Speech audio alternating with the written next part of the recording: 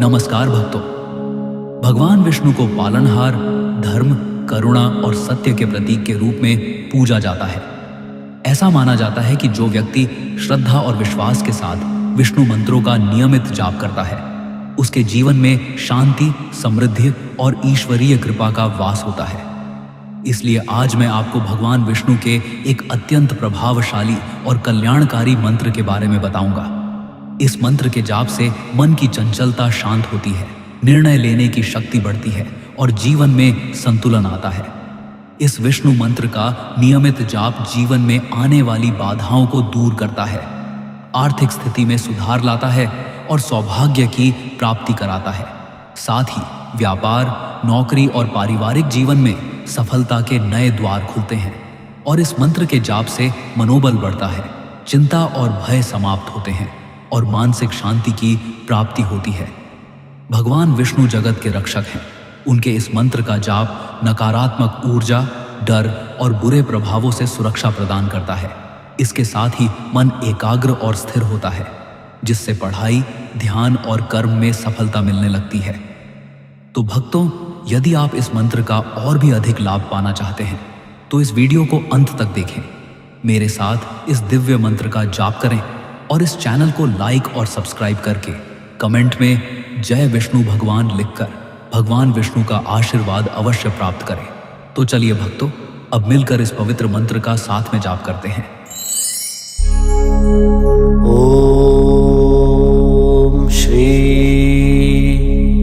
विष्णवे नमः।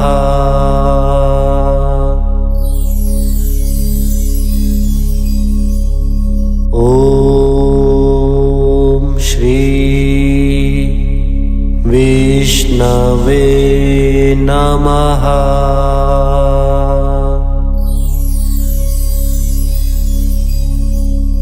ओम श्री विष्णवे नमः।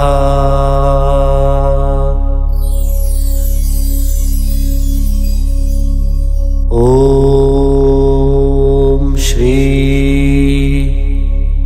विष्णवे नमः।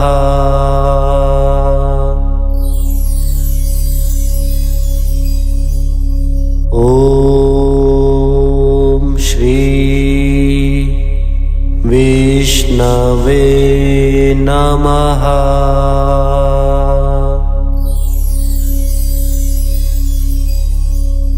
ओम श्री विष्णवे नमः।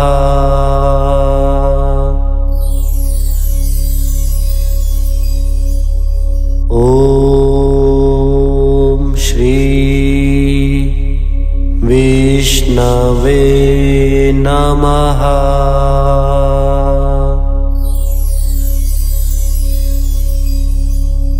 ओम श्री विष्णवे नमः।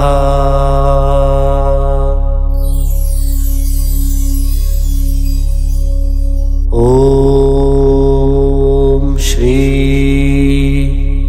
विष्णवे नमः।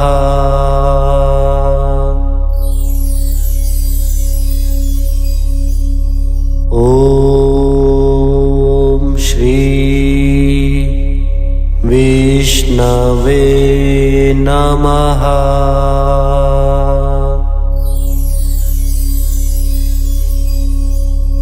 ओम श्री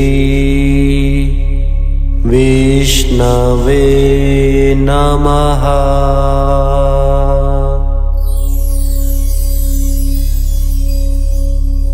ओम श्री विष्णवे नमः।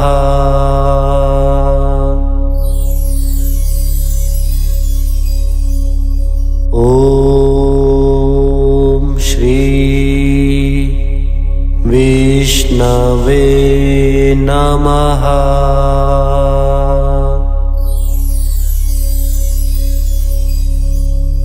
ओम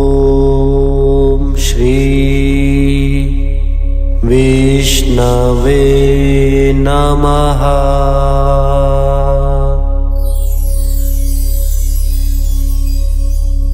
ॐ श्री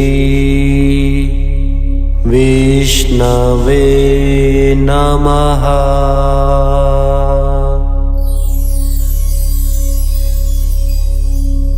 ॐ श्री विष्णवे नमः।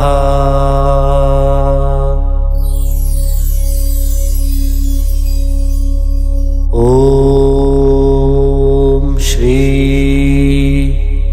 विष्णवे नमः।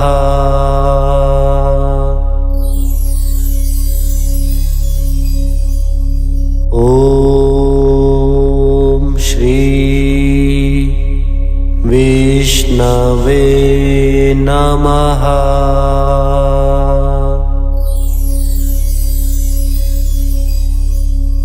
ॐ श्री विष्णवे नमः।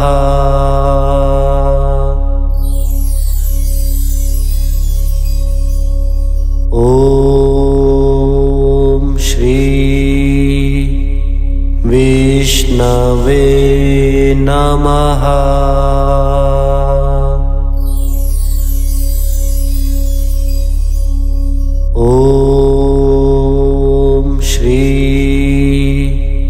विष्णवे नमः।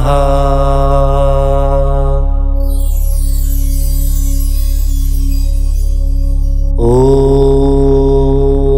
श्री विष्णवे नमः।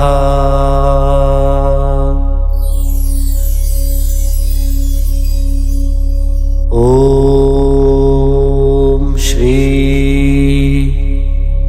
विष्णवे नमः।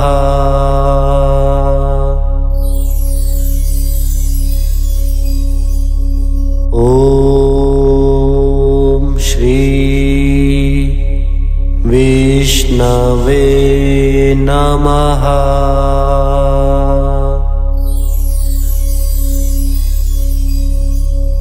ॐ श्री विष्णवे नमः।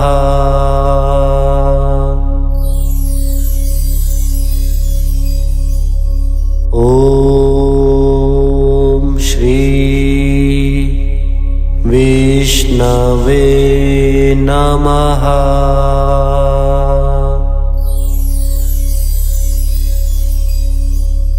ॐ श्री विष्णवे नमः।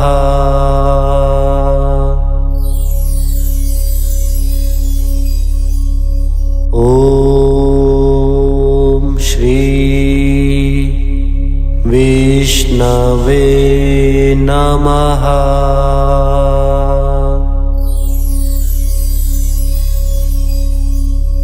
ॐ श्री विष्णवे नमः।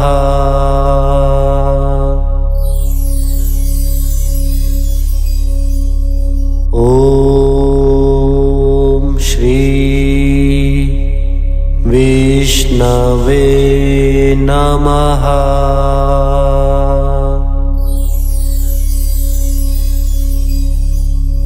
ॐ श्री विष्णवे नमः।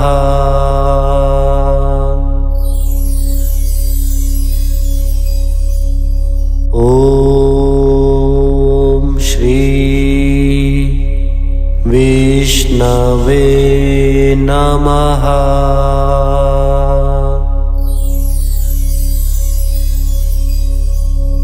ॐ श्री विष्णवे नमः।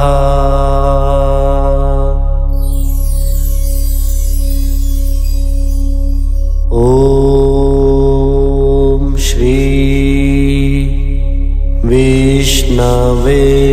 नमः